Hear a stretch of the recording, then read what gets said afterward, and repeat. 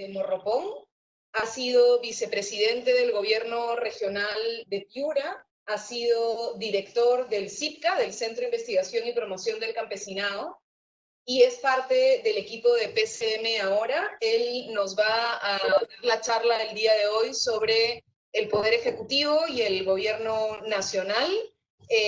Agradecerle por esta participación hoy con nosotras y con nosotros, y recordarnos a todos que le hemos prometido que hoy día durará solo una hora y que no le vamos a preguntar sobre las medidas que va a anunciar el presidente. Maggie, gracias por acompañarnos. Bien, buenas noches. Primero agradecerles por la oportunidad de compartir algunas ideas de es el tema que me han planteado. Y lo que voy a intentar hacer, y ojalá y espero que efectivamente cumplir con las expectativas, al menos con una parte importante de ellas, es plantear algunas características centrales de lo que es el gobierno nacional y lo que considero desde mi experiencia y mi conocimiento, puntos álgidos que tiene para que efectivamente pueda cumplir con este cometido.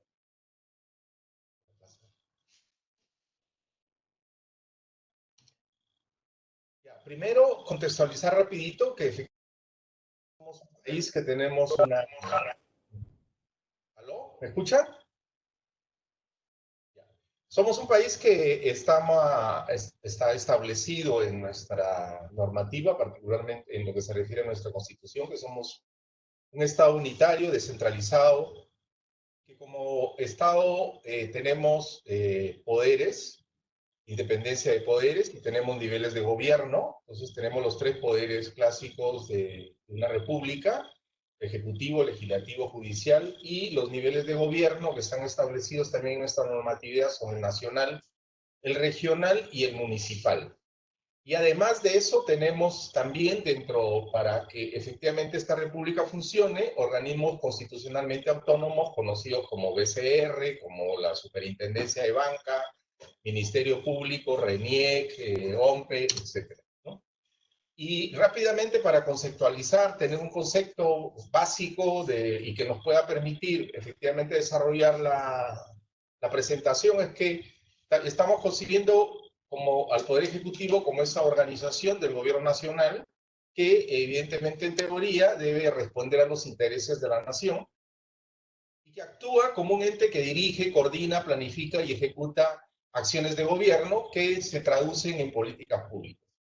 Y evidentemente, en teoría también, este gobierno o cualquier otro gobierno debe tener una política general para que sea como la orientadora de su accionar. Y en nuestro periodo, en este periodo en el que nos encontramos, el gobierno definió estas 5 políticas que tienen que ver con crecimiento económico, desarrollo equitativo, competitivo, sostenible, fortalecimiento de la institucionalidad, descentralización efectiva, desarrollo social para el bienestar, integridad y lucha contra la corrupción. Entonces, en la realidad, tenemos diseñado o planteado una cosa súper interesante y que casi nadie podría decir estamos en un acuerdo, digamos, radical con lo que se plantea.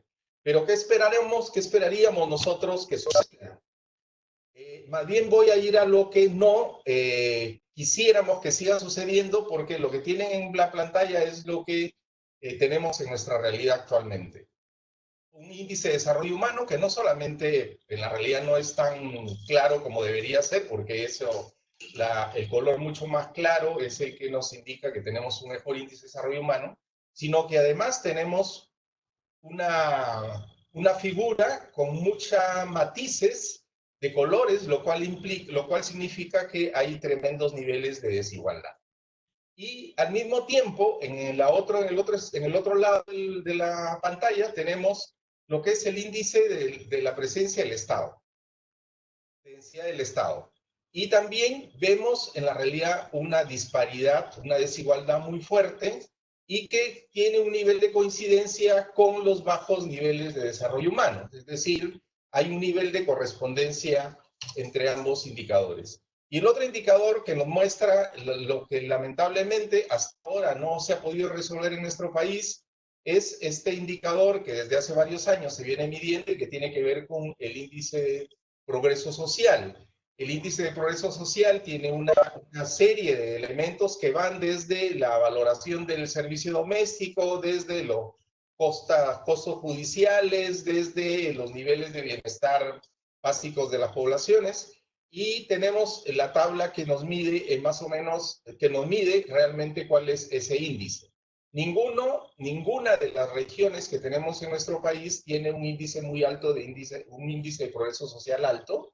Tampoco es que estemos en el extremo bajo, pero en la realidad estamos del medio hacia abajo. Y también seguimos manteniendo esos niveles de desigualdad. Eso ha sido, en realidad, los resultados de la implementación de las políticas generales de los gobiernos durante toda nuestra historia, y que hemos terminado con esos resultados que tenemos. Y evidentemente la intervención del gobierno tiene un marco jurídico, tiene una normatividad, y eso es la Ley Orgánica del Poder Ejecutivo, donde uno puede leer en la realidad todo lo que el gobierno nacional tiene que hacer, cómo está organizado, y he puesto dos cosas centrales. Una es efectivamente por quién está integrado, quiénes integran este gobierno nacional, y la otra es este relacionamiento que tiene que tener con su accionar en los territorios. Y eso se expresa a través de competencias que son exclusivas del Poder Ejecutivo y otras competencias que para la implementación de las políticas que las comparte con los otros niveles de gobierno. Rapidito, esta es la estructura orgánica básica. Tenemos a la Presidencia de la República. La Presidencia de la República tiene como órgano ejecutivo central al Consejo de Ministros, y este Consejo de Ministros tiene una presidencia de Consejo de Ministros. Debajo del Consejo de la Presidencia están los ministerios, y en medio de los ministerios, incluyendo la Presidencia del Consejo de Ministros, que en nuestra jurisprudencia se considera como otro de los ministerios, están una serie de organismos públicos que tienen diversas denominaciones: ejecutores, organismos públicos especializados, técnicos reguladores, programas, empresas, entidades administradoras, que es parte de la maraña que yo particularmente considero que es uno de los grandes problemas que tenemos. Y he puesto esta lámina para más o menos dar una primera idea de lo que efectivamente significa la maraña organizativa y los problemas que nos genera esta maraña organizativa que vamos a desarrollar posteriormente. Y voy a referirme, he puesto esta pantalla para un poco explicar lo que son estos organismos públicos ejecutores. Tenemos más de 150 organismos, aparte de los ministerios, que desarrollan un conjunto de acciones, que implementan una serie de políticas, que planifican, que supervisan, que ejecutan, que están adscritos en algunos casos a ministerios. Están dentro de esos organismos públicos también las 52 universidades públicas que tenemos, y todo lo que efectivamente ven ustedes como las entidades de manejo de fondos intangibles, como el caso de salud, estos organismos de tratamiento especial como CENCICO, donde hay una participación pública-privada. Es decir, tenemos una inmensa diversidad y magnitud de órganos descentralizados. Estos son los sectores en los que cómo se organiza administrativa y presupuestalmente los sectores, incluyo el tema presupuestal porque evidentemente la ejecución de las políticas tienen que ver mucho con el gasto público. Entonces lo que tenemos ahí en la realidad lo que tenemos son 18 sectores, y cómo se hace el gasto público, cómo se ejecuta el público, más o menos lo he tratado de ordenar en lo que son 5 sectores que me parecen importantes para poder un poco entender. Uno tiene que ver con el tema de la gestión, y en el tema de la gestión hemos incluido a Economía y Finanzas y la Presidencia del Consejo de Ministros. La Presidencia, que tiene mucho que ver con la articulación y la coordinación del conjunto de los otros sectores, de los otros 16 sectores que tiene este gobierno. Luego tenemos seguridad y defensa, interior y defensa, que le he puesto como seguridad, y resalta evidentemente la torta que se lleva este aniquilamiento, digamos, ¿no? Es 22% del gasto público se va del gobierno nacional. Yo quiero advertirles que este es el gobierno nacional. Hay otro paquete hay una porción importante que se gasta a través de los gobiernos regionales y otra porción importante que se gasta a través de los gobiernos locales. Que eso Marisa entiendo que va a ser el próximo tema y les va a hablar con mayor detalle sobre ese asunto. ¿Por qué resulta un poco extraño que seguridad tenga este nivel de porcentaje más allá del gasto en defensa, que como ven que es casi 10% del presupuesto nacional? Es porque en el interior está todo el pago, el gasto que se hace para la Policía Nacional particularmente. Entonces, ese es un gasto que si bien es cierto, digamos, se recibe en los territorios el servicio, pero está concentrado a nivel nacional y por eso es que aparece como una cosa muy, muy fuerte. El otro tema es el de servicios sociales, ¿no? 25% de servicios sociales es la parte también importante. Y están los servicios de salud, de educación, todo el tema que tiene que ver con agua y saneamiento particular en el sector vivienda y construcción, y después trabajo y promoción del empleo. Aquí lo que hay que destacar es que gran parte, no gran parte, sino todo el gasto público que se hace en salud y educación en Lima metropolitana se hace a través del Ministerio de Salud, es decir, a través del gobierno nacional. El gasto que se hace en salud y educación fuera de Lima metropolitana está asignado a los gobiernos regionales. Sin embargo, vemos que sigue siendo una cosa muy importante. Y el otro es sectores productivos. En los sectores productivos hemos incluido agricultura, transportes y comunicaciones, comercio exterior, energía y minas y el sector producción. Allí estamos, se asigna, digamos, estos son referencias de 2009, es una estructura que no cambia mucho, es bastante inercial, es decir, se repite de manera muy, casi siempre, digamos, esa estructura, entonces es la que más o menos manejamos. Y si alguno, digamos, tiene algún interés en saber cuánto es lo que gasta el Estado, el gobierno nacional, tal como en estos 18 sectores, en personal, es decir, en recursos humanos, en planillas, es alrededor de 44.8% del total de gasto que se hace en planillas en el país, en el sector público. Es decir, casi la mitad del gasto que hace el gobierno peruano en planillas, casi la mitad lo hace el gobierno nacional. Y eso porque, como les decía, en seguridad, toda la policía está en el gobierno nacional, todo el ejército y todas las fuerzas armadas están en el gobierno nacional, ¿cierto? Y también una parte importante de esas remuneraciones hace que crezcan, que están en salud y educación, o sea, todos los médicos, las enfermeras, los maestros, todo el sector de educación, todo el sector salud, que son en la realidad el grueso de los servidores públicos en nuestro país, en Lima metropolitana es asumido por el gobierno nacional, por eso es que aparece en la realidad una cifra bastante grande. Esto es una matriz que evidentemente, como verán,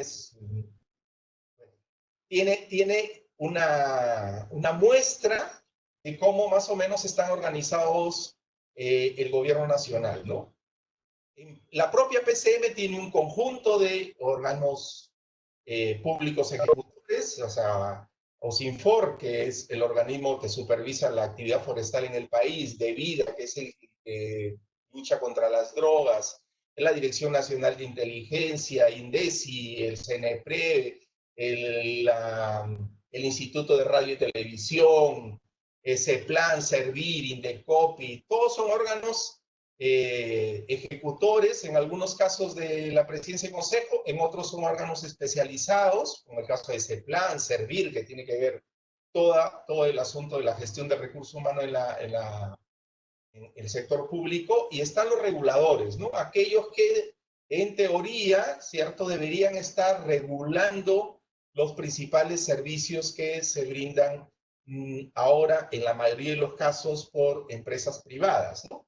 Como es el caso de telefonía, como es el caso de transporte, como es el caso de energía. Y luego están un conjunto de programas que son como, en la realidad, los brazos mucho más directos de intervención de parte del gobierno nacional en los territorios, en todo el territorio nacional. Y finalmente, las empresas que, como todos sabemos, su número se ha reducido significativamente a partir de toda la reestructuración del Estado peruano que se hizo a partir del año 90. En la realidad todavía hay un buen número de ellas. Uno diría, sí, pues todavía tenemos Petroperú, pero en la realidad hace muy poco en lo que es extracción, procesamiento, transporte. Es más, en la realidad, un órgano que plantea asuntos de normatividad. Esa maraña, que es uno de los problemas que tenemos en el diseño organizativo para estos 10 sectores, ¿no? Evidentemente, cada uno de los sectores está organizado en pliegos. A esos pliegos son un conjunto de entidades y a ese conjunto de entidades se le asignan presupuestos.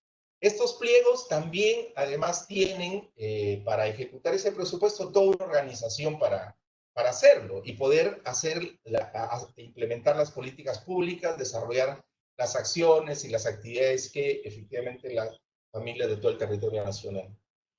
Solamente en estos 10 sectores tenemos 218 unidades operativas. O sea, 218 unidades de oficinas de contabilidad, 218 unidades de planeamiento, 200 oficinas o unidades, direcciones de recursos humanos, 218 oficinas que ven el tema de compras, 218 oficinas que ven el tema de asesoría legal, etc.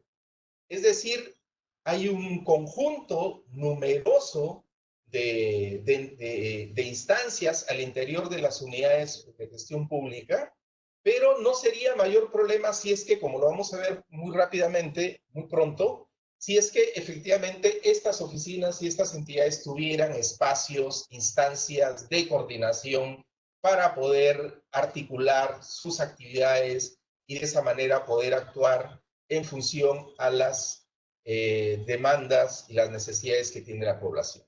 A continuación, lo que tienen, he cogido el caso de Minan, que es un caso, en la realidad es un sector bastante pequeño, para que veamos cómo es que Minan se organiza para ejecutar esos 644 millones que se sacan del erario nacional y para que cumpla con una serie de funciones, ¿no?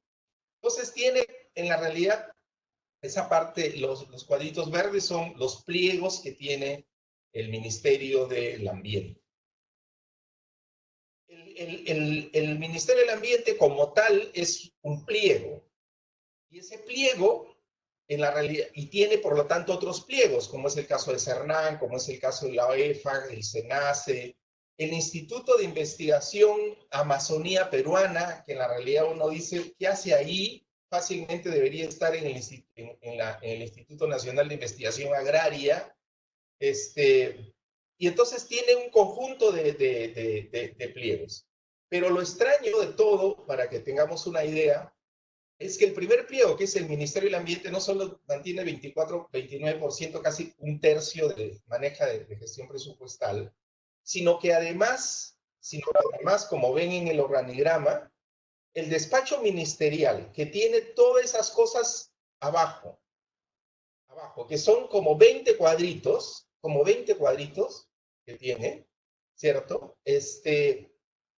Además de esos 20 cuadritos, tiene estos unidades operativas o organismos públicos descentralizados como la OEFA, CENAMI, IAP, IGP, etcétera, que dependen exclusivamente del despacho ministerial. Y son los que realmente hacen o realizan las actividades en los territorios. Y entonces uno se pregunta, ¿qué hacen todos esos 20 cuadritos si efectivamente quienes ejecutan las acciones o implementan las políticas públicas son estas entidades operativas? Uno lo que debería pensar es que efectivamente tú organizas una entidad para que efectivamente haga y realice las acciones que planificas, ¿no? Y no tienes un conjunto de instancias que no tienen relación, salvo el despacho ministerial, con las cosas que se hacen en los territorios. Yo les quiero contar brevemente, cuando yo llegué a la municipalidad de Morropón, encontré una estructura que decía el síndico de rentas, el síndico del mercado, el síndico de parques, eran sindicaturas anteriormente. Y cuando nosotros empezamos a planificar el desarrollo de nuestro territorio, encontramos que la estructura de la municipalidad no tenía absolutamente nada que ver con lo que queríamos hacer en el territorio. Y lo que hicimos es adecuar nuestra organización a lo que efectivamente queríamos hacer como gobierno. Y entonces acá tenemos unas entidades que son las que hacen las cosas y tenemos un gran número de instancias al interior del Ministerio del Ambiente, en este caso, que en la realidad no terminamos de entender para qué están. Deberían estar, es decir, el ministerio, en este caso el Ministerio del Ambiente, si sus acciones centrales las van a realizar estos organismos operativos, debería de convertirse en el eje de su organización.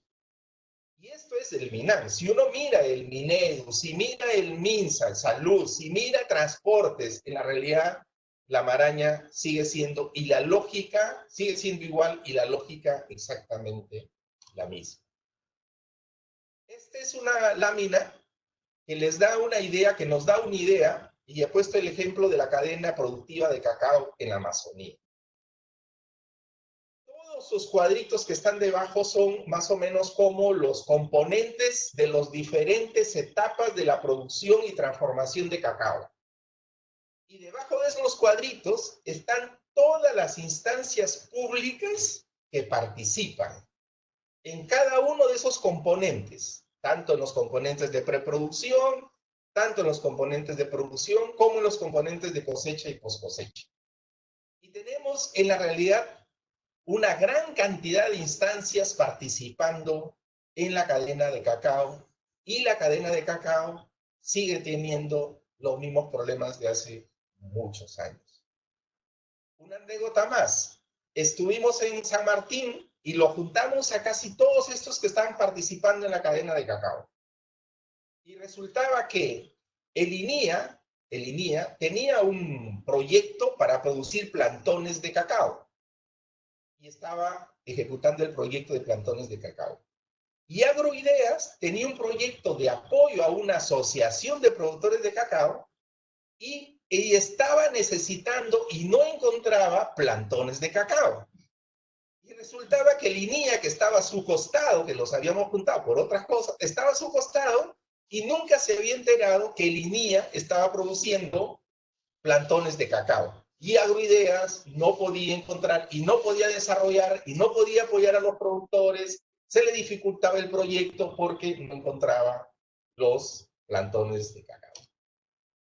Otro caso de esta crítica, organización y articulación y coordinación de las diferentes instancias, lo he ejemplificado en lo que es un ejemplo de priorización de infraestructura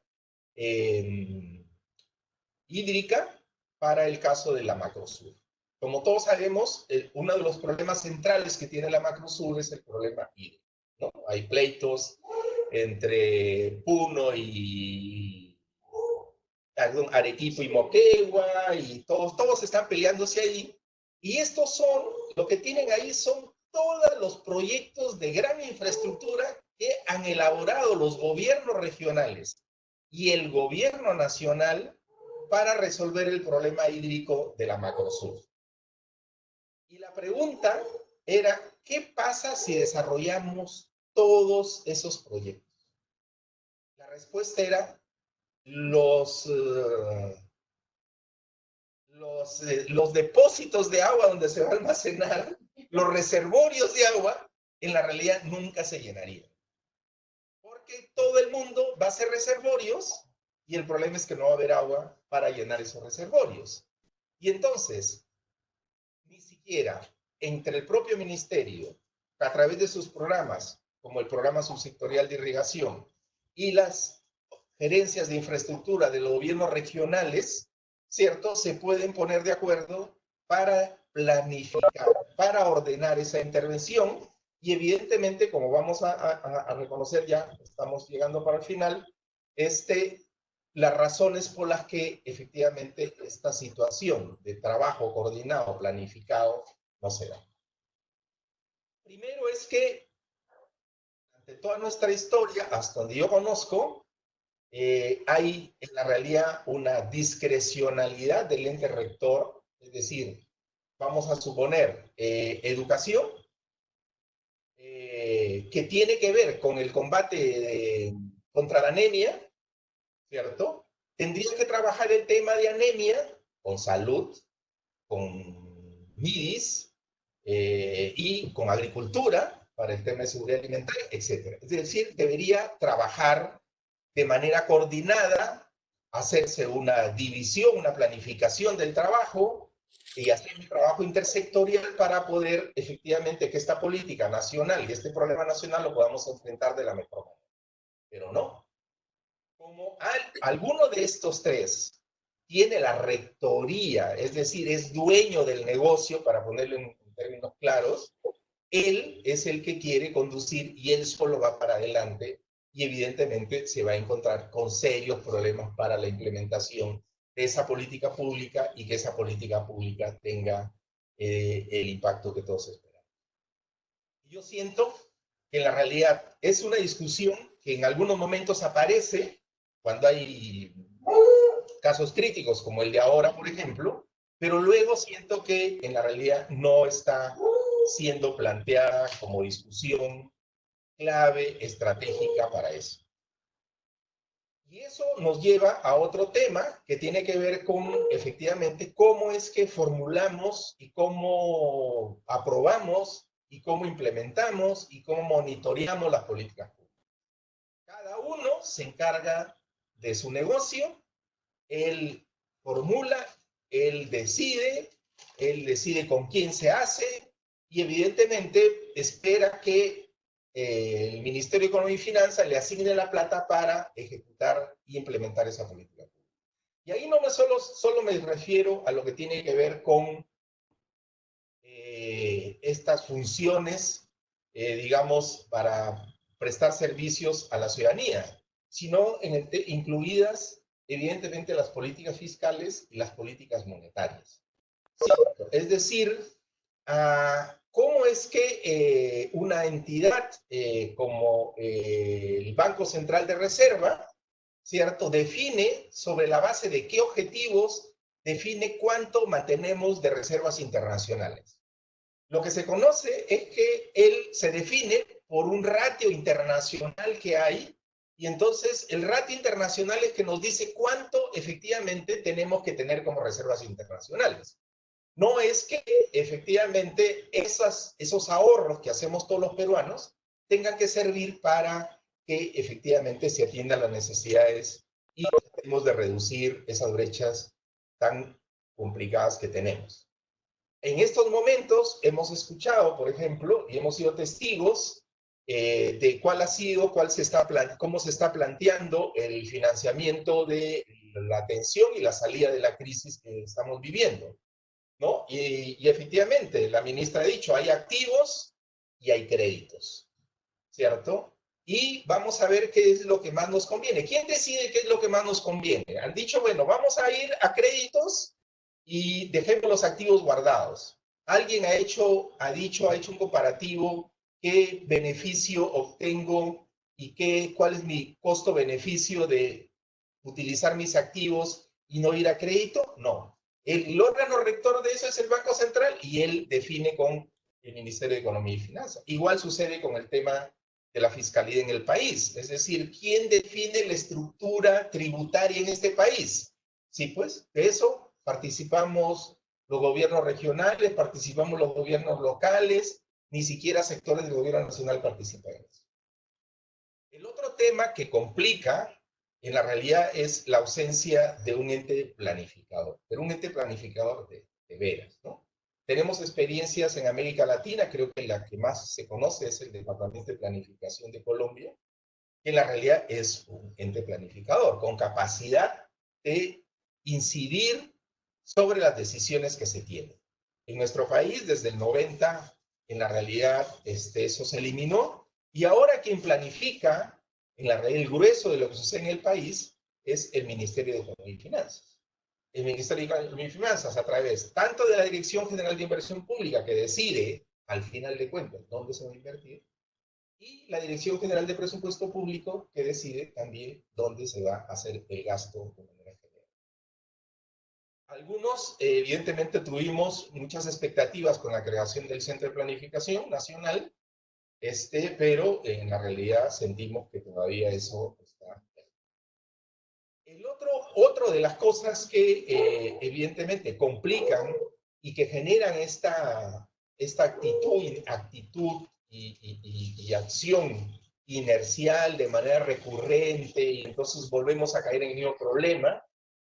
Solamente para 12.000 millones de soles en el país se dejan de gastar por inversión pública en promedio todos los años seguimos con un problema, ¿cierto? Y tiene que ver con esta ausencia de lo que se llama carrera pública. Hace algunos años se planteó que el servicio civil, servir, iba a ser el que efectivamente sí iba a ser la gran transformación para que los servidores públicos tengan un nivel de profesionalismo mucho mayor, desarrollar capacidades que permitan hacer esta optimización de recursos y reducir significativamente la ineficiencia que tenemos en la gestión pública en todos los niveles. El otro problema que es que lo vinculamos a los mapitas que les presentaba sobre cómo es que la cantidad de gente que interviene y cómo hay muy poca articulación y coordinación para la intervención en los territorios, tiene que ver con, efectivamente, hay esta poca capacidad de trabajar de manera intersectorial. Cada pliego tiene su autonomía, ¿cierto? Y evidentemente eso no solamente hace que haya se presenten dificultades a la hora de implementación de las políticas. Me imagino que muchos de ustedes habrán escuchado decir, bueno, sí, pues eso se diseñó sin tener en cuenta, ¿cierto?, la diversidad. Se plantearon políticas que en la realidad cuando uno va a ejecutarlas en el terreno tienen un conjunto de dificultades, y eso se debe a que efectivamente los sectores tienen esta rutina inercial.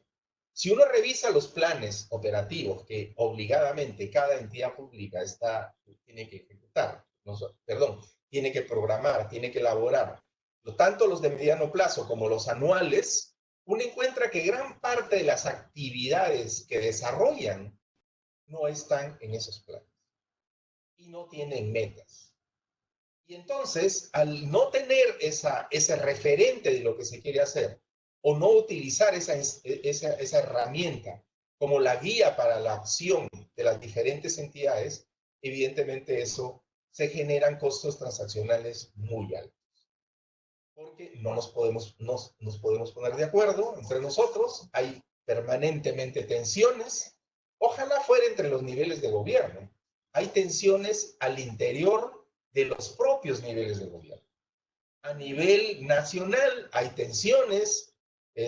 Hoy estamos viviendo una expresión de eso, ¿cierto? Tenemos una emergencia, nosotros tenemos un sistema nacional para esas emergencias. Si bien es cierto, es un problema que está muy concentrado en salud, pero no solamente es un problema de salud, ya lo estamos viendo, está trascendiendo el sector salud, ¿cierto?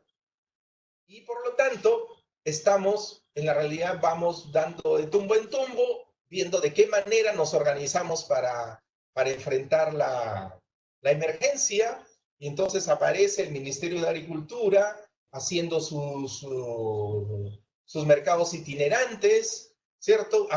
Produce también promoviendo sus ferias, aparece la Municipalidad Metropolitana de Lima y otras municipalidades también organizando ferias, y cada uno va por su cuenta, ¿no? Incluso a veces hasta compitiendo. Y eso también obedece a esta reproducción que tenemos de esta lógica en el tema de cada uno de los ministerios.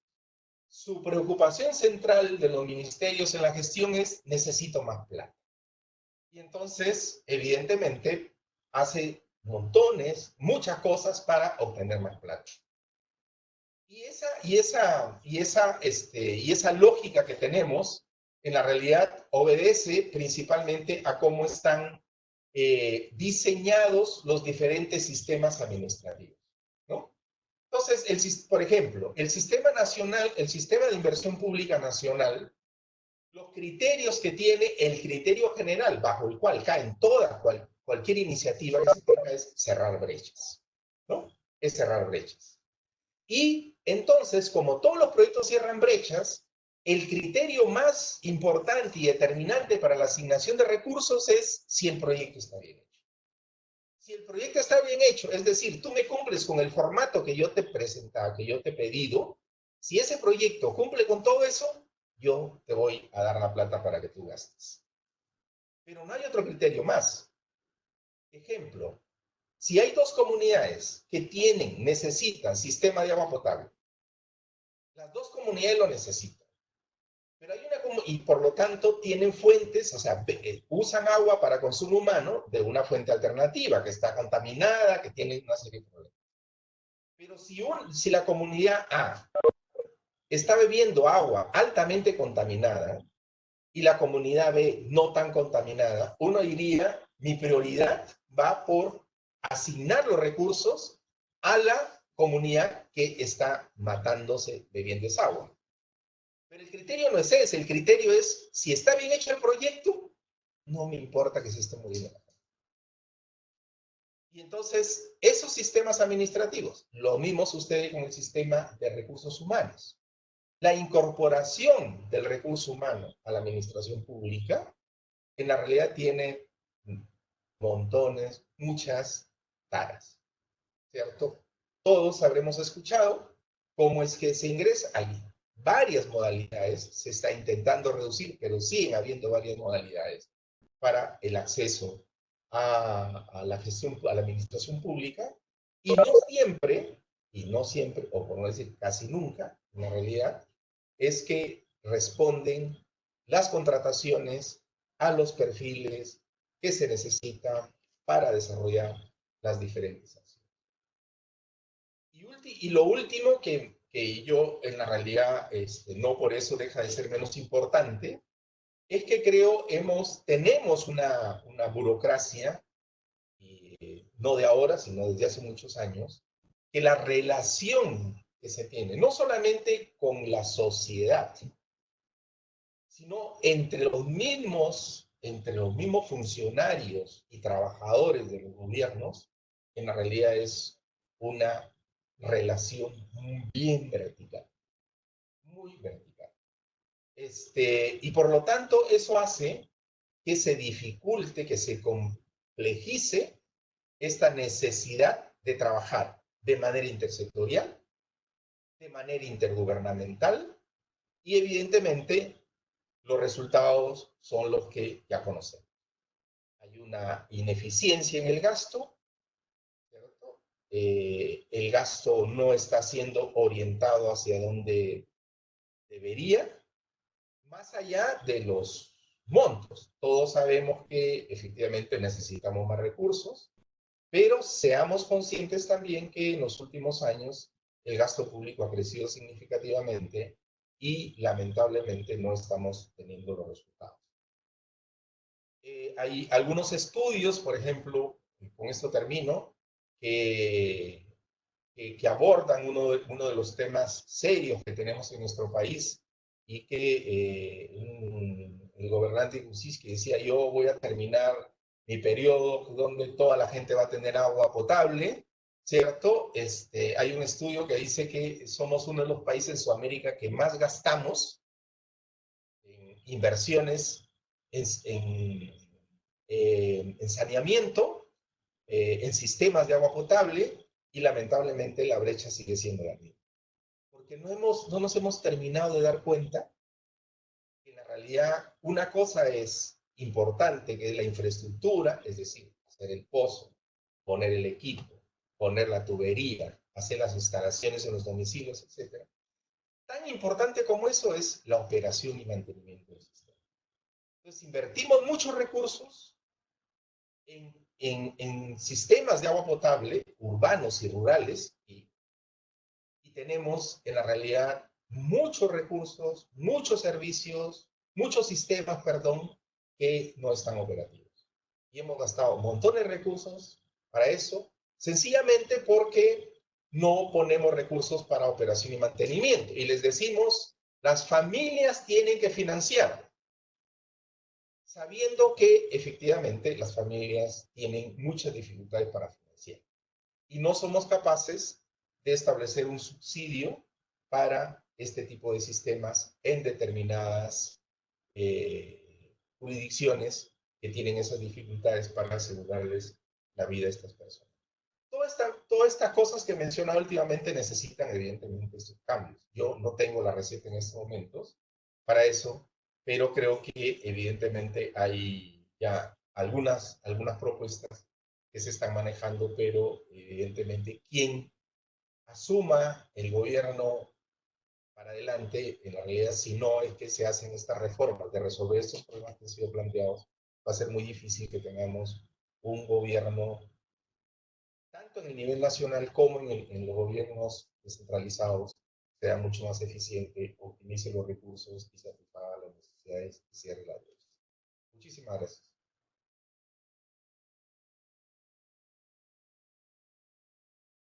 Muchas gracias, Maki.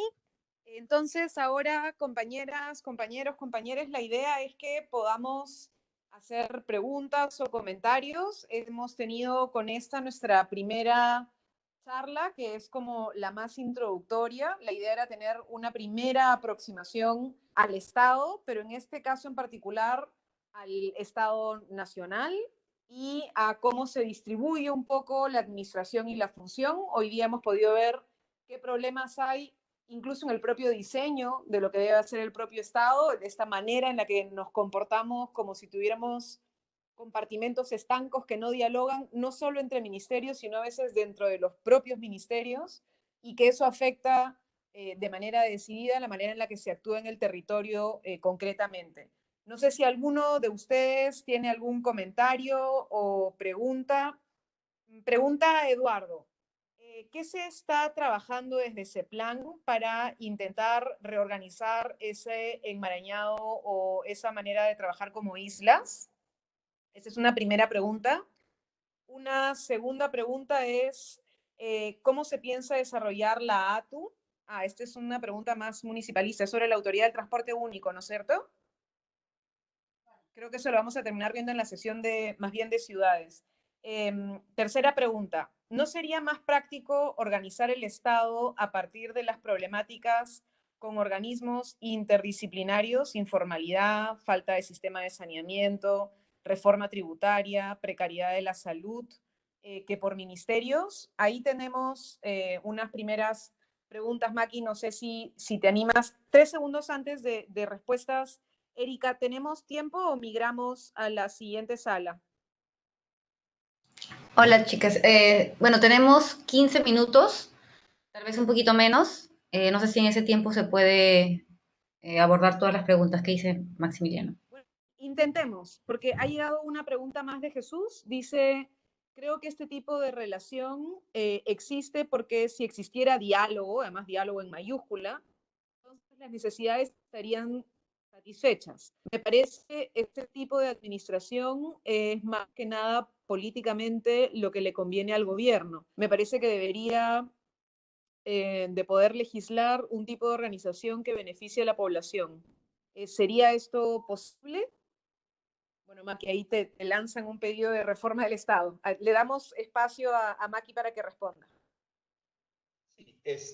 Sobre el tema del CEPLAN, evidentemente el CEPLAN ha intentado desde sus inicios tratar de emitir un conjunto de normas y intentar acompañar la implementación de esas normas para tener instrumentos de gestión que efectivamente guíen, orienten la intervención del Estado y de las diferentes entidades públicas.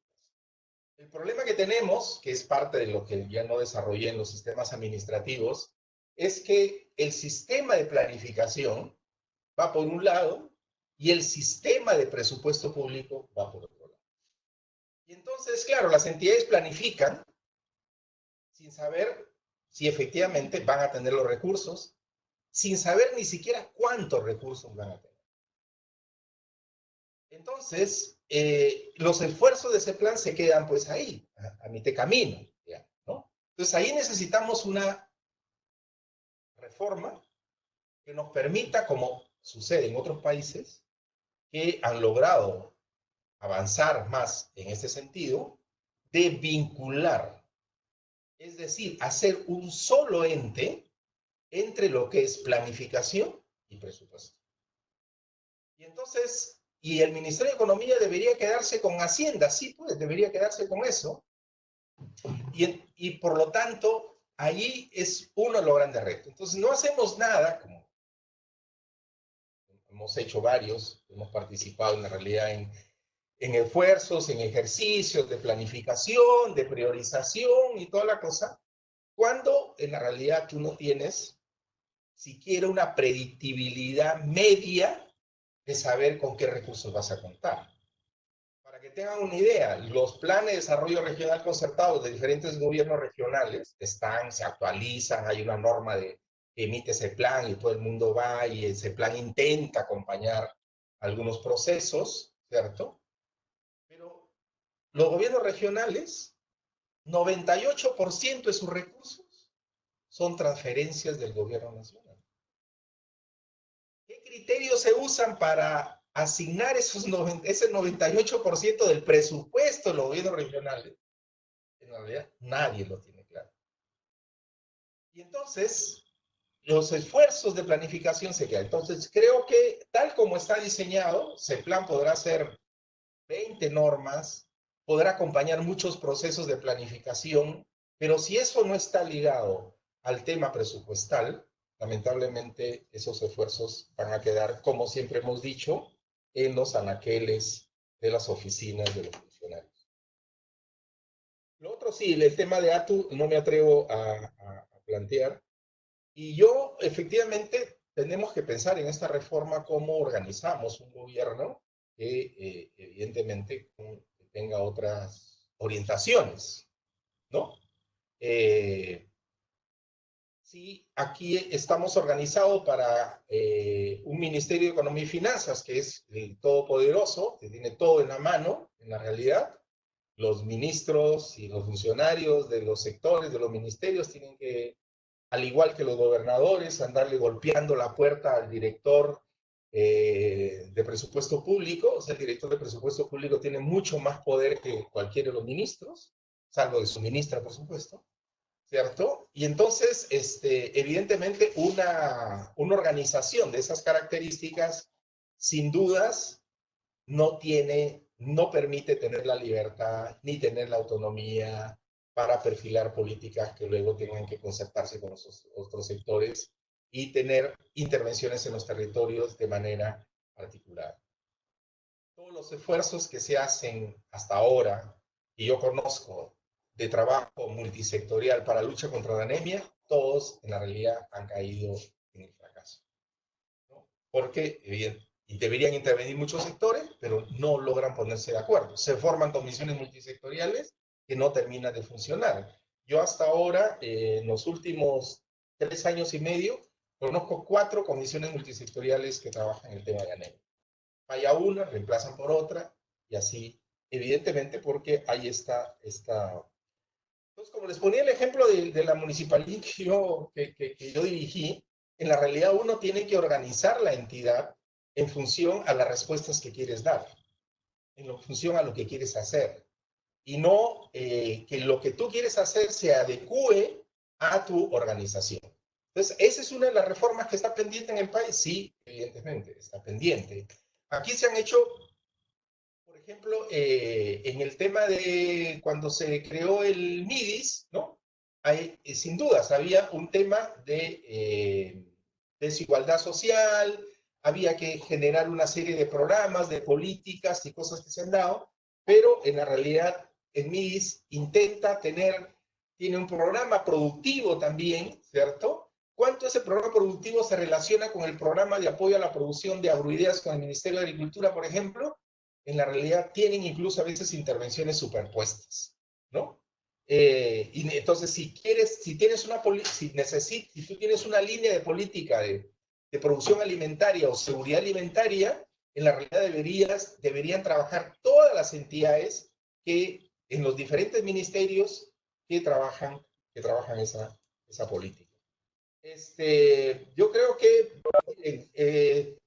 conozco relativamente cerca muchas experiencias de diálogo, de buenas voluntades, pero al final de cuentas, en la realidad, muchas de esas cosas se quedan en los buenos deseos. Es cierto que hemos vivido una coyuntura complicada en los últimos años, ¿no? Tema de corrupción. Hay un tema de corrupción muy fuerte. Hay mediciones sobre lo que significa temas de corrupción, pero también hay, en realidad, muchos temas de ineficiencia. Hay elementos de ineficiencia que tenemos que resolver, ¿no? Tenemos, en la realidad, una participación de sociedad civil cada vez menos contundente, por ponerle un término, ¿no?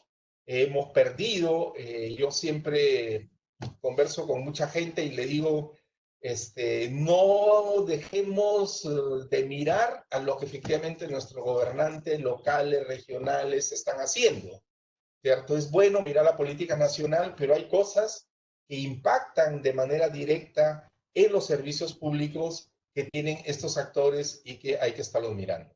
Hay que generar plataformas para que efectivamente el diálogo fructifique, hay que generar mecanismos para que fructifique. Hay algunas experiencias todavía a pequeña escala que ojalá efectivamente podamos contribuir para que puedan ir convirtiéndose en a escala mayores y podamos tener otro tipo de experiencias.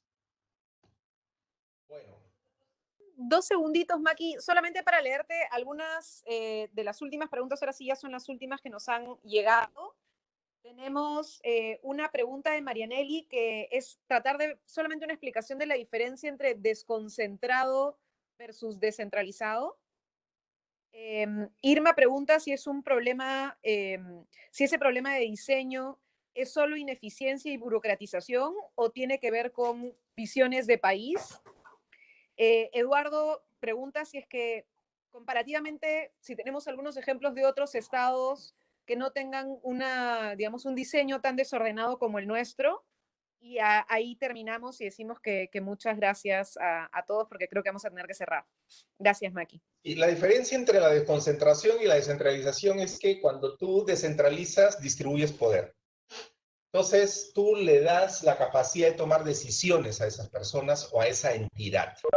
Mientras si desconcentras, solamente le das un mandato como administrador. Tú me haces estas cosas, ¿no? Esa es una diferencia para ponerla en sencillo. Entonces, los órganos desconcentrados del gobierno, en la realidad, que están en los territorios, lo que hacen es lo que le manda el director nacional. Pero lo que sucede en la realidad no lo pueden integrar, porque son órganos que tienen esos mandatos.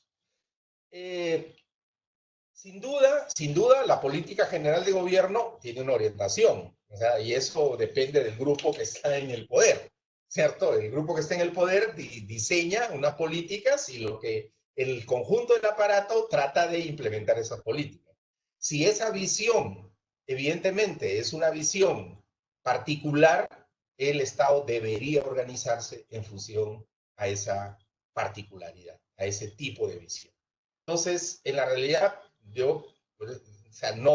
en la realidad cuando uno dice, sí, pues es que este gobierno debería organizarse así, pues ese gobierno tiene una visión, tiene una manera de ver las cosas, y evidentemente, incluso pensando en eso, con esas 5 políticas que enamoran a cualquiera, evidentemente tampoco, ni siquiera en esa parte responde. Entonces, sí, efectivamente eso tiene. Y hay experiencias, digamos, las experiencias que yo conozco en América Latina es donde el ente planificador tiene esta vinculación. Tiene esta vinculación con lo que les hablaba, con el sector presupuestal. En la medida en que eso efectivamente pueda, en la medida en que eso se pueda lograr, es que vamos a poder ordenar las intervenciones. Con la visión que es la gente que está en el gobierno. Eso lo tenemos claro, ¿cierto? Es decir, nosotros sí podríamos aliviar en el sentido de superar estos problemas de la inercialidad, de la intersectorialidad, la sectorialidad, la compartimentalización, las trabas de los sistemas administrativos. Sí, efectivamente, eso se podría plantear y sin dudas hay personas, hay entidades, hay empresas, hay políticos que el statu quo les va perfecto, ¿no? Porque evidentemente eso les genera una reproducción de un sistema bueno, que la tienen fácil y contentos y felices. Y la mayoría, evidentemente, no lo estamos. Listo. Muchísimas gracias, Maki. Muchas gracias a todos, compañeras, compañeros. Ha sido nuestra primera sesión del módulo sobre Estado en el Perú hoy. No se olviden que la viendo justo la descentralización, de los problemas que tiene la descentralización, y cogeré algunas de las preguntas al final, poder también traspasárselas a ella, de repente nos puede ayudar a cerrar ese módulo. Muchísimas gracias, Maki. Gracias a todas y a todos y a todes. Nos vemos la próxima semana.